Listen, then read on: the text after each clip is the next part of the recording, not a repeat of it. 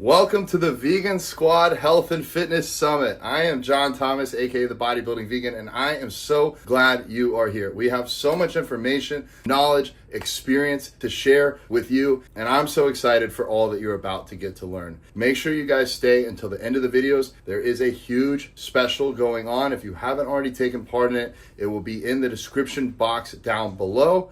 And I'm also going to include the link to the VIP tickets that you've already purchased in case you want to send it to a friend. If you need anything else, reach out to me or any of your Vegan Squad coaches. We're here to support you on your journey to becoming the best you can be with your health and fitness. We'll see you inside. Hi. It's nice to meet you, and I hope you had a great summit so far. I'm all Christmassy.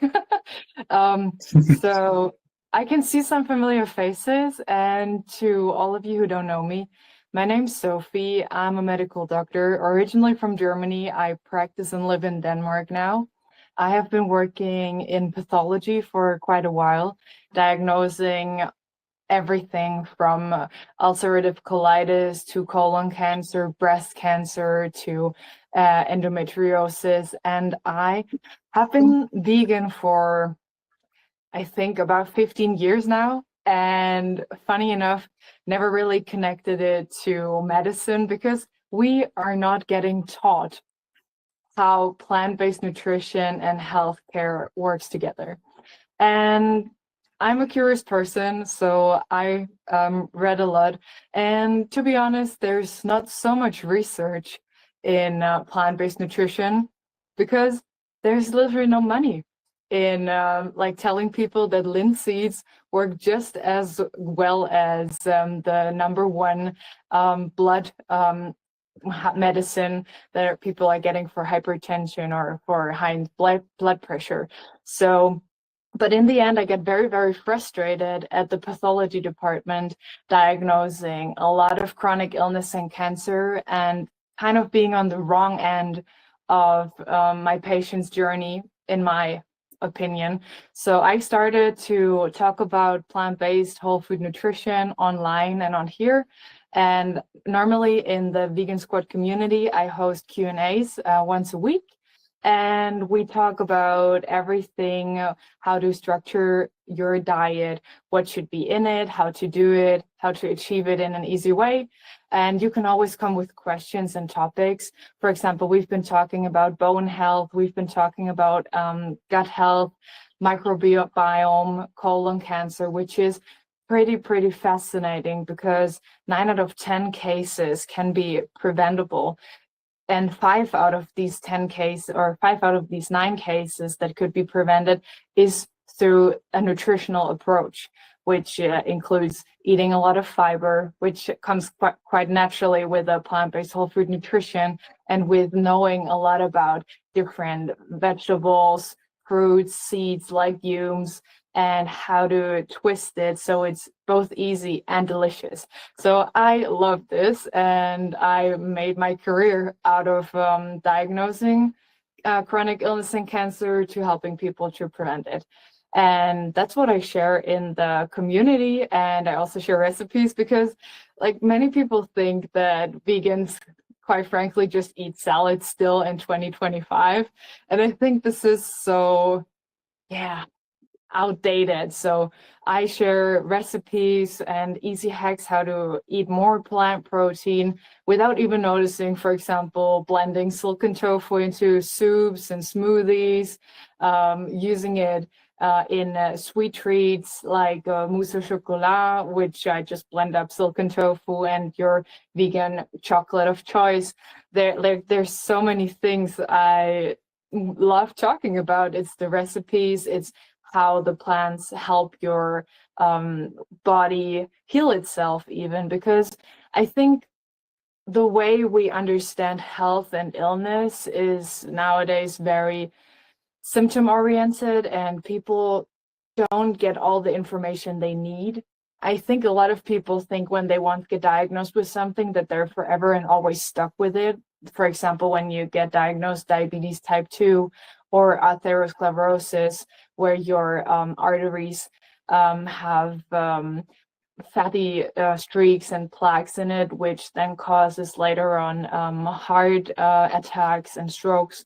And we found, like, in studies that were peer-reviewed, double-blinded, randomized, and placebo-controlled, that going on a plant-based whole food diet cannot even help with the symptoms, but even remove the underlying illness.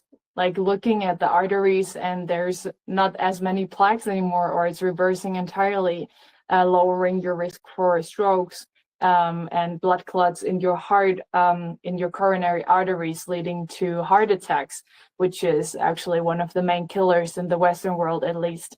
And I think this is so powerful, and I really want to help people to get into it when they're going on a vegan diet, learning how to navigate nutrition, learning how to integrate it in your daily life, checklists, and talking about how many things you should eat. For example, 3 portions of vegetables, and what about cruciferous veggies, and what is even a cruciferous vegetable? It's like broccoli, it's cauliflower, it's kale.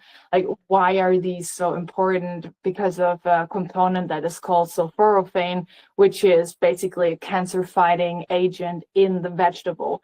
Like, why should we eat linseeds? Because they have so many lignans, which is a powerful anti-cancer component, and can not only lower your blood pressure, but also lower your risk for both breast and colon cancer. Like, it is magical in a way, and also lower the negative or the unhealthy fats in your blood, like triglycerides and LDL, which we're all looking for to have as low as possible, and also aim for low inflammation in your body, which is all obtainable with a plant-based whole food diet. I think I have never heard like many doctors, at least in Europe, Germany, Denmark, talk about this. Like my GP, he actually told me when I had a bit of a low iron, and you can totally fix this in a specific way through a plant-based whole food diet when you're integrating sesame and lentils, and know when to time your coffee, or just like, there are so many things we could also talk about. But he recommended eating animals. He recommended, like, a colleague eating meat, and I was really concerned because not only the red meat, but highly processed meat is directly linked to colon cancer, just as smoking cigarettes is linked to lung cancer. And I was really I wasn't even afraid, I was angry, because this is such a misinformation, and it's even in the healthcare professionals. So this is what we're talking a lot about, new things you might have never heard before, a doctor telling you.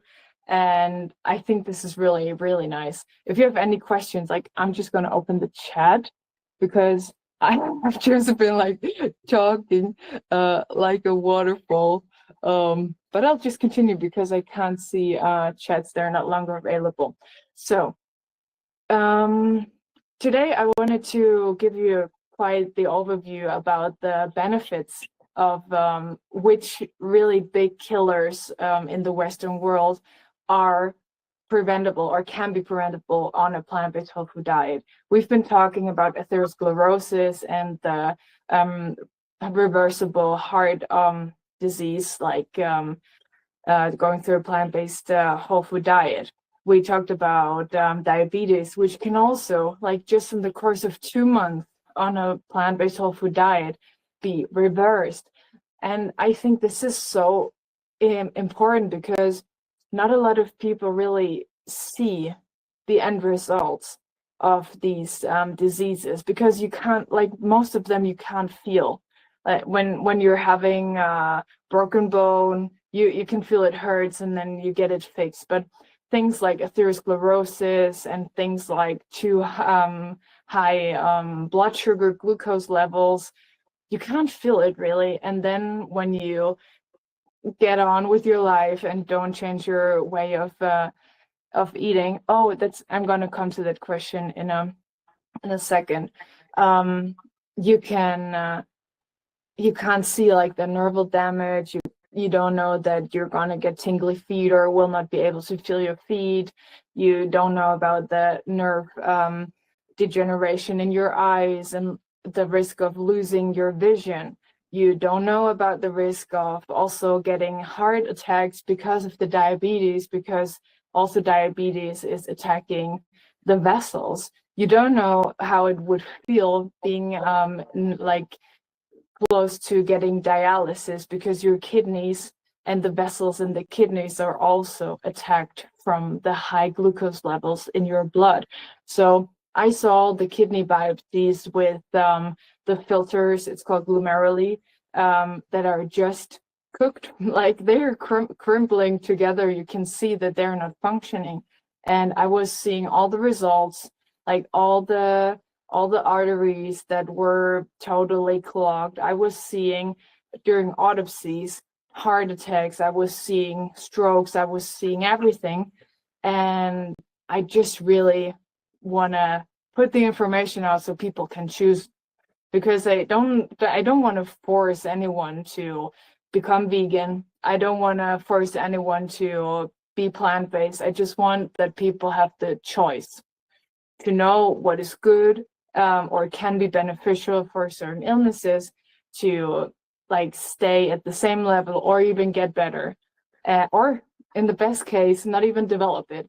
That would be fantastic. Now I'm gonna read the question.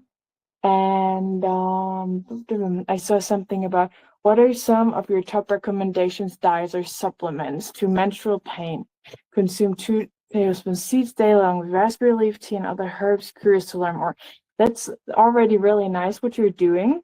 And for the hormonal balance and for balancing out the estrogen, I would recommend eating a lot of tofu. Tofu can help with the pain in the breasts during menstruation. It can help with elongating the cycle, because it also levels out the estrogen, because the more estrogen we have in our body naturally, and also added through, for example, cow's milk, the faster we will, or the shorter of a cycle we will have. And that's also like the more estrogen exposure, it's correlated to the risk of breast cancer and the risk of endometrial cancer. So, and also the risk of prostate cancer in men. So having a balanced and like low estrogen is actually really good. And you can also obtain that with eating soy based products, because the isoflavones in the soy, even though claimed as phytoestrogens and bullied by like clickbait news to be dangerous, it's actually the opposite. So it's good for our bones, it's good for our breasts, both men and women. It's good for our colon, it is good for prostates, and it's good for our uterus. So miso, tempeh, the fermented ones are especially great. Tofu in every way, edamame, soybeans, soy protein. It's really, really, really nice. What are the top vegan foods for leukemia while in watch and wait? Thanks.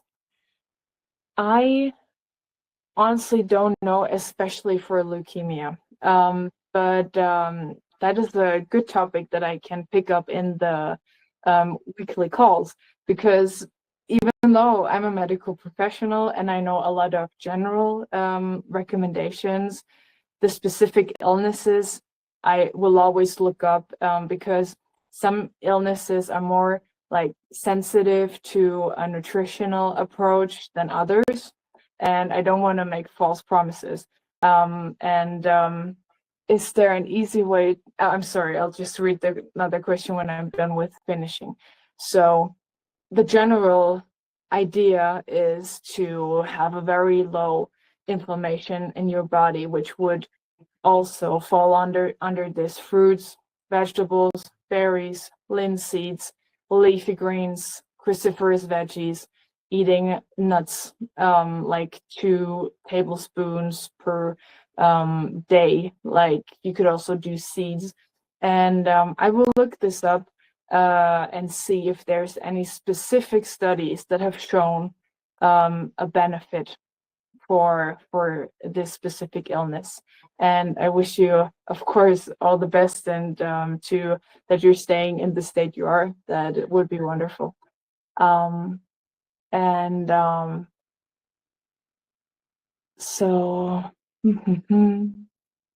that's a really good question. Is there an easy way to know the current state of our arteries? So an easy way,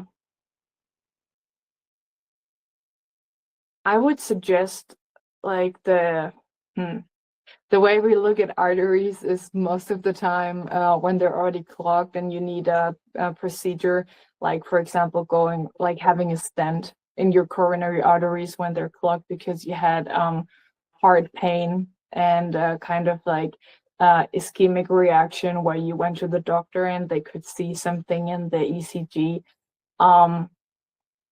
Ultrasound would work, MRI would work, but that is not really easy, I think.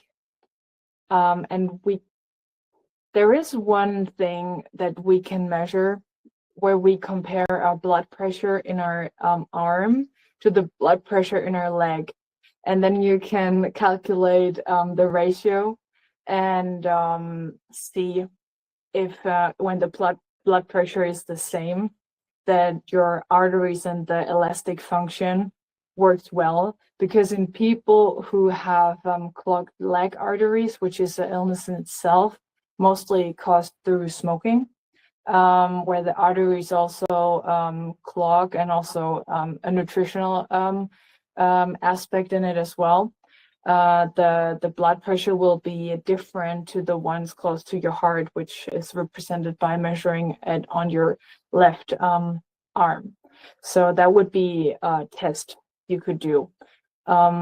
Otherwise, you could check your blood work and see how your cholesterol and the HDL-LDL ratio looks, and also the C-reactive protein, which is a marker for the inflammation in your body.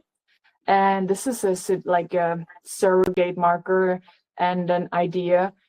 Most of the time when the CRP is high or higher, and the ratio between HDL and LDL plus the cholesterol is off on like too much in the range, then you can assume that you might have clogged arteries.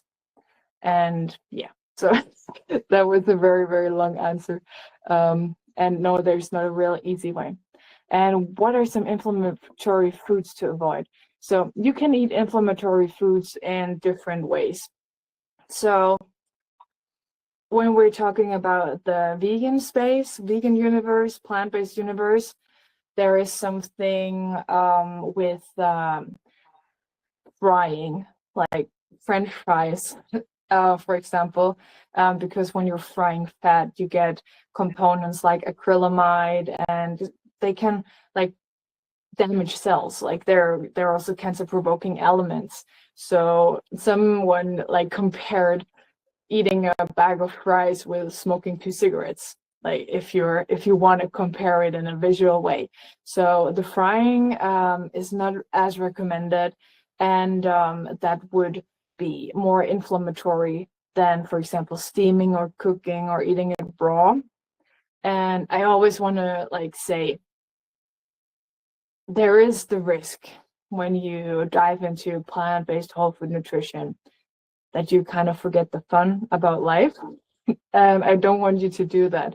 Like, I really want to inform you what is good or like really non-inflammatory and inflammatory, but I wouldn't think in groups of good and bad, because it's always a balance. And also in the weekly calls, I sometimes share some hacks.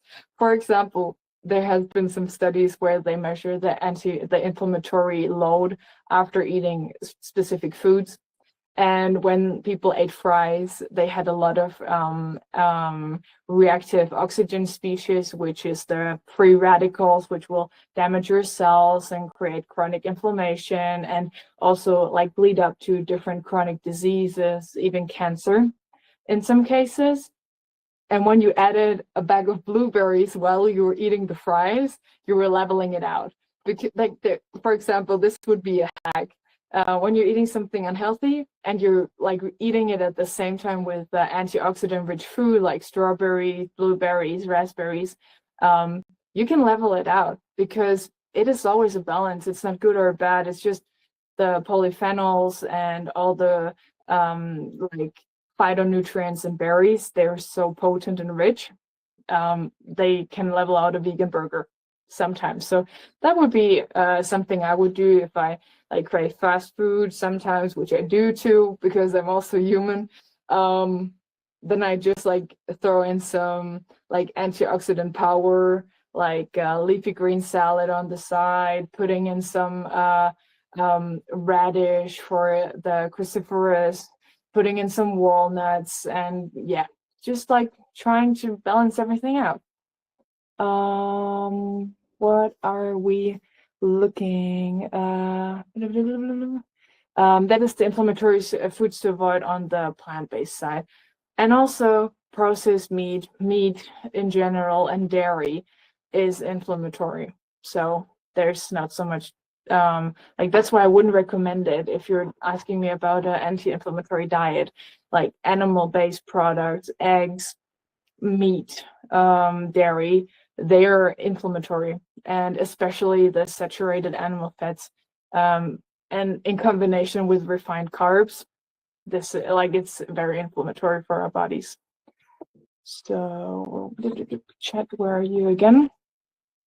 And knowing what you know about disease at the cellular level, which common dietary habits do you think do the most harm to our bodies? Yeah. So the most common things, eating too many calories, like overeating is really something that is like creating inflammation in our body. And what we have learned from all the sanitarians, people getting older than 100, they were eating mostly plant-based, like 98% plant-based in the Mediterranean diet, Okinawa diet, 92% plant-based, and adding sometimes fish, which I also wouldn't recommend again because it's filled with lead and heavy metals, microplastic. Like there's so many things in our ocean that we really don't want to eat. And that's why I wouldn't suggest eating fish. I would suggest looking for omega-3 though, and I use this from cultivated algae. I would recommend 250 milligrams of DHA and EPA omega-3 fatty acids per day, but not through fish. You can get that through algae and also chia seeds, walnuts, and linseeds. They also have omega-3, so you can mix and match. I'm just gonna go back. Yeah, the like eating too many calories. So, and that's the nice thing with the plant-based whole food diet, because the general calorie density is lower. So you don't even feel that you're eating less, and you're also not hungry or feeling hungry. But in general, you just consume less calories, which leads to like a longer life. Like calorie restriction to a certain degree is associated with a longer life, as well as, for example, protein restriction. So also the protein hype, I'm not a big fan because it will, like it depends on your goal. But if you want to live a healthy, long, plant-based vegan life, I would aim for 0.8 to 0.9 grams of plant protein per healthy kilogram of body weight.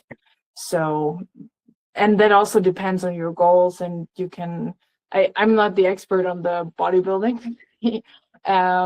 So this is just from a medical professional perspective. And when people ask me how to live long. So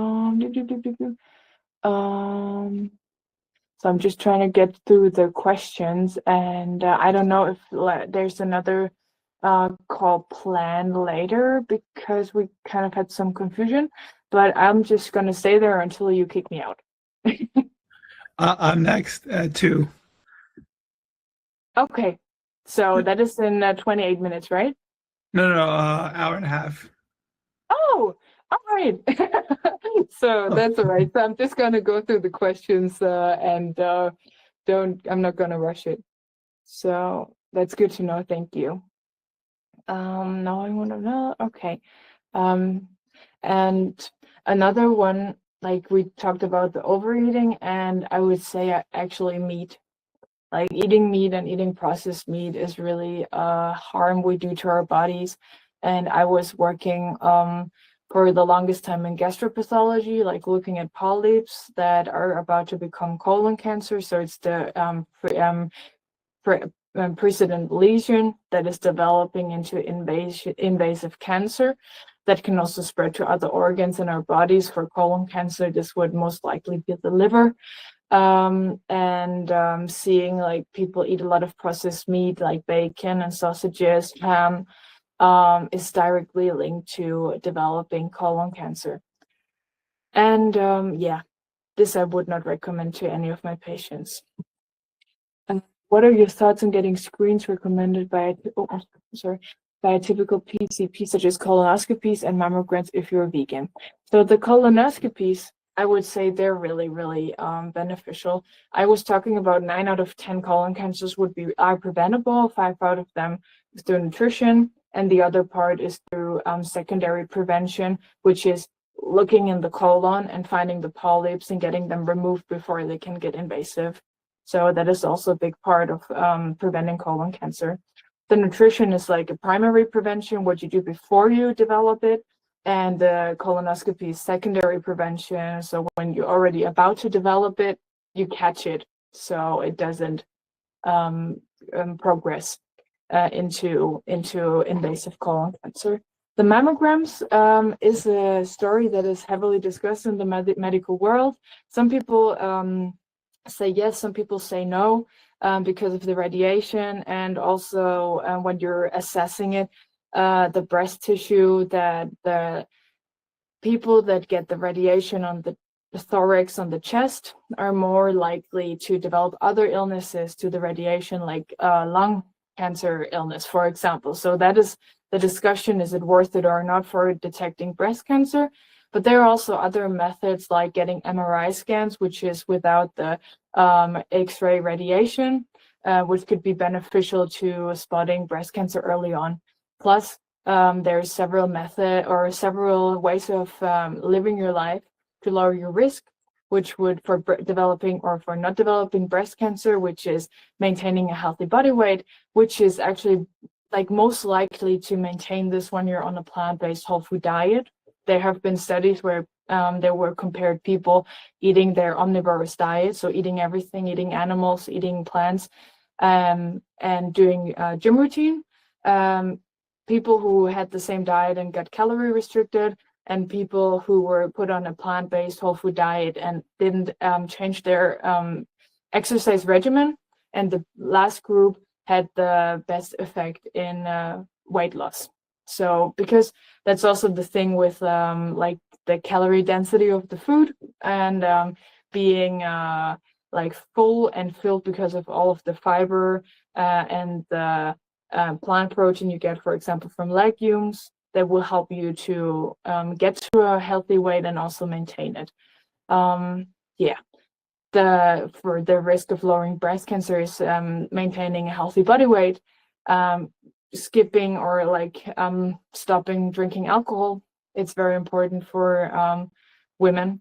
Being on a plant-based whole food diet and doing like integrating movement into your day-to-day life, and it's recommended about 40 minutes of vigorous movement or 90 minutes of moderate on a daily basis. So that would be some things to lower your risk for getting breast cancer. And our ages on fried food, yes.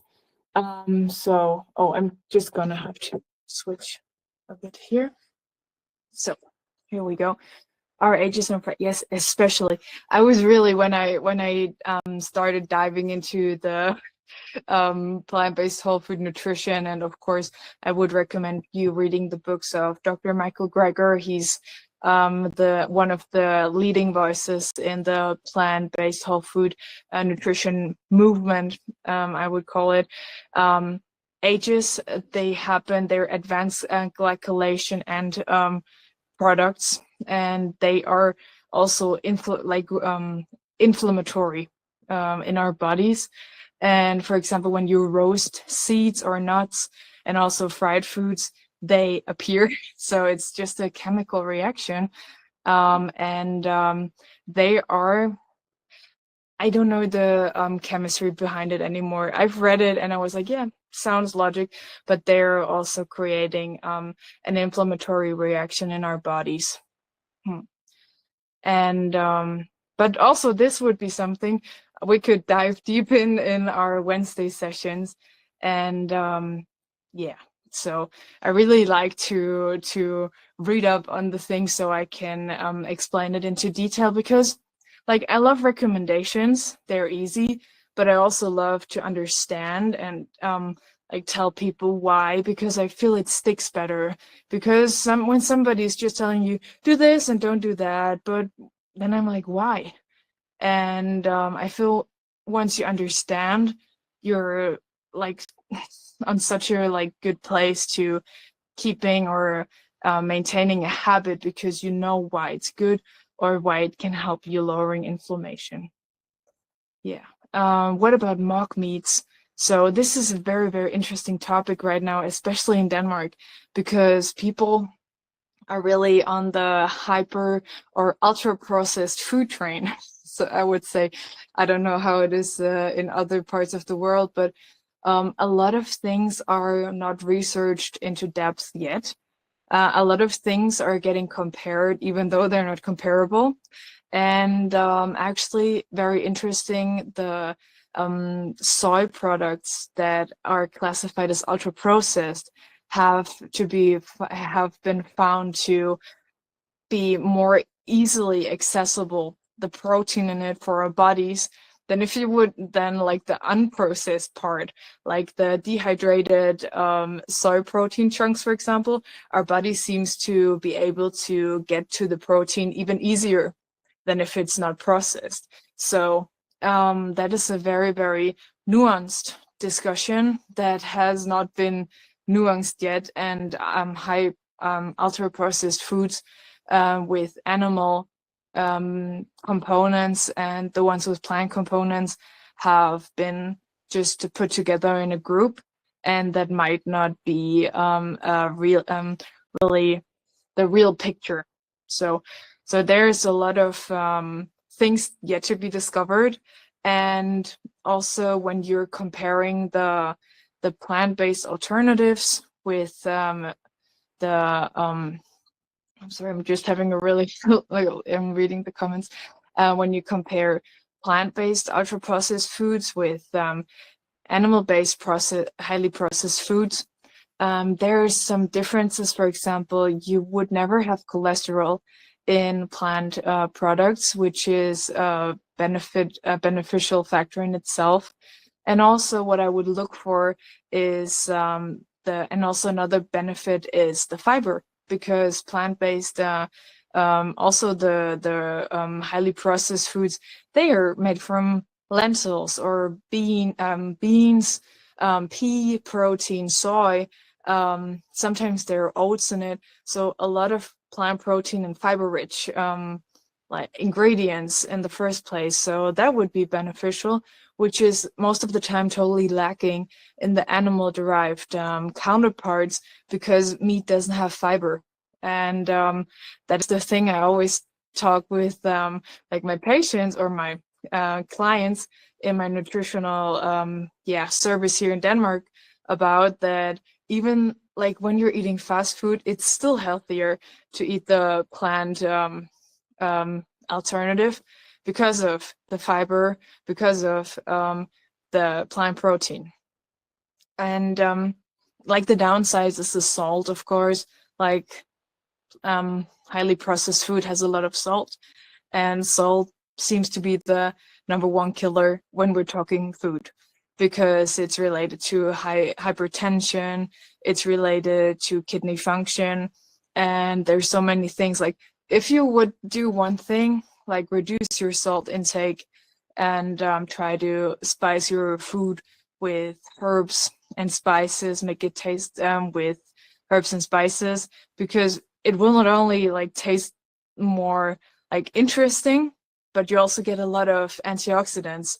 Because fun fact, like I always thought before I like had a deep dive into plant-based nutrition that berries were like the number one antioxidant out there, but in fact it's herbs and spices. So that was really like, since then I throw every spice I have into my food. Turmeric is really great, ginger, cumin, black cumin. It helps a lot with maintaining a healthy body weight and also lowering high blood pressure and leveling out the triglycerides in your blood. So that just like, there's so many things, like I'm never running out of things to say in the Wednesdays calls. So this is yeah, what's happening. So the mock meats, we got that one. Are there microplastics in algae-based omega-3 supplements? Really good question. And no, they aren't, because they are not harvested from the ocean. They are cultivated in tanks. So it is an artificial environment where they're growing. And I mean, I don't think it's like a clear no, because the water they're growing in, I don't know if that is like microplastic free, because I'm not sure if there's anything microplastic free on this planet anymore, unfortunately. But at least there are not the heavy metals, and it is more easily to be controlled in an artificial environment where most of the algae derived omega-3 products are harvested than compared to the ocean, I would say.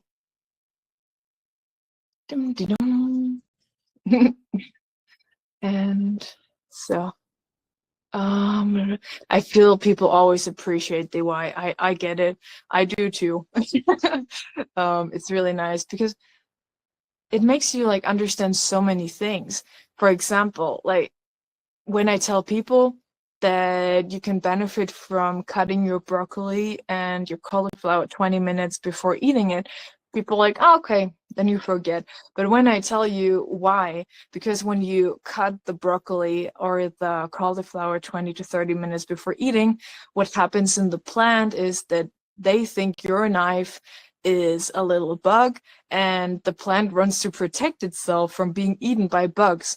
So with like cutting it, you're giving it a trigger, and the sulforaphanes is actually something that is insecticide. So the plant is still, even though it's harvested, it's still like living. It's trying to fight off the parasites and the insects and the bugs. So it's ramping up the sulforaphane content.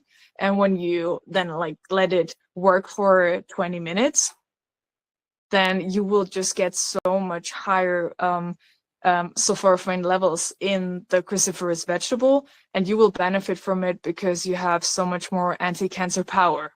So that makes so much more sense, and then you remember the story, and then you're like, okay, I'm just gonna chop the broccoli 20 minutes before, and that's so, yeah, it's also a good story to tell. So, so there's many things about this.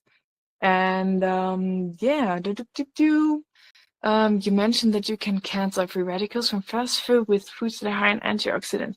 However, that doesn't cancel out the other damages and risks of processing like further health information. The God is, yeah, I'm so much on your side. Yeah, 100%. Avoid it. Like when you, I think most of the people I talk with are people that are not very close to going on a plant-based whole food diet. So there's a bit of a different background. So I always like the recommendation, of course, eat plant-based, eat whole food. Like this is like a very good thing you can do. My goal is to make it as easy as possible. And I think when I'm very like straight and rigid with the rules, I lose a lot of my patience on the way. And I think or I think for them it's better to try and evolve instead of coming with an entire set of rules that is very hard to stick to, at least in the beginning. So of course, when you don't want to, like, it's the best thing to not eat low quality, high processed foods. I just try to get as many of my patients, or hopefully not patients, in the boat. And if they're then like eating 350 days, low inflammatory diet, and during Christmas or New Year's, they're craving a plant-based burger, like, I don't want to have them to feel bad about it, because there's also this, yeah, I'm just, maybe it's the Danish way. We're like very, like, I'm German, so I don't even know what I'm talking about. But people in Denmark are generally very chill. Like, they accept a lot, and they say, like, you're gonna make it work for you, how it works for you. And when you're ready, you can do this and that and add more. And yeah, so I think it's really nice that everyone can do this in their own tempo. Yeah. And what do you say to people that say plants feel pain too? That is such a good question. Like, when I first heard it, I just got triggered. So, but then I was thinking, what would I actually be saying? And there's many things. Maybe plants feel pain too, you could say. And then you could ask, what do animals actually eat? And people start thinking, and they're like, oh, they're eating plants too. Like, they're eating, they might not be eating broccoli. I don't know, like pigs do, for example. They love it. And I think a lot of animals would eat it if it was provided. But the amount of plants you have to feed an animal to grow and then be used for human consumption, when you give 100 kilograms of oats to an animal, it produces 10 kilograms of animal protein. So the gradient is very low. It's not even like, I'm morally also like ethically vegan, so I wouldn't even argue like this. But when you come from this more economical side, also this gradient from like giving 100 and getting 10, it's not very efficient either. And you would use a lot of plants, and would put a lot of plants into pain for then getting an animal protein out of it. So even if you're just argumenting with like, what is it called? Like, this is a school of philosophy. What is it? I don't know, anyone help me here, but when you like compare something and go for the like relative or even absolute better choice, like, it still would be a plant-based diet, because when you know that you're like inducing pain in plants, why would you use even more? So that would be a way to, lesser of two evils. Yes. Thank you so much. Thank you so much. Yeah. So that would be a way. Then also you could argument on an anatomical level, because many or animals, they do have a central nervous system. Like, for us, it would be our brains and our medulla, which would like our medulla. And plants don't have it. Like, they have sensors, and they can react to different triggers. For example, like, can grow to light, or can move into different directions. They might even communicate through like phytosignals through the earth. Like, it is like, there's so many things that are so interesting. But still, there's no central nervous system in the plants, which kind of like is arguably the difference between a sentient being and a non-sentient being, which is the whole premise of being vegan, to let sentient beings be like in peace and just left alone. So there are many ways to like go through this question. Yeah. But yeah, it's very interesting. Like, thank you for all of your questions. I love talking.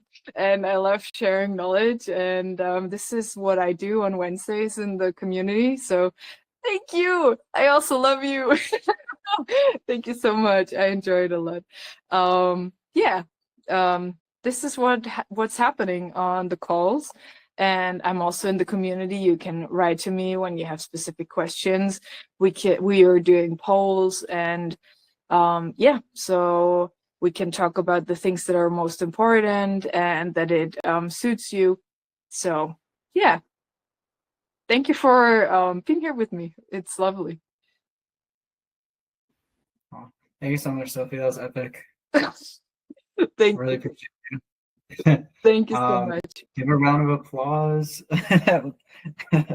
Oh, I'm gonna send you hearts too. Yeah, thank you so much. Thank If you. any of y'all want to join the community, I just dropped the link in the chat. You can come to any of Sophie's calls, message her, yeah, and just ask any other questions that may have came up for you. Perfect. Thanks, Sophie. Thank you. I'm just gonna hop off, and I hope you have a great summit and continue to be great and vegan, and Merry Christmas. And to all of you who are not just celebrating, have very great holidays. And when you're working, just have a nice day, please. Thank Bye. you. Bye. Bye.